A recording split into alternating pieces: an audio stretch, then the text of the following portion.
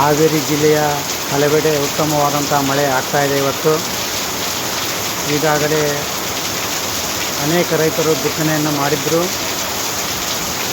ಬಿತ್ತನೆ ಮಾಡಿದಂಥ ರೈತರಿಗೆ ಇದು ಉತ್ತಮವಾದಂಥ ಮಳೆ ಅಂತ ಹೇಳ್ಬೋದು.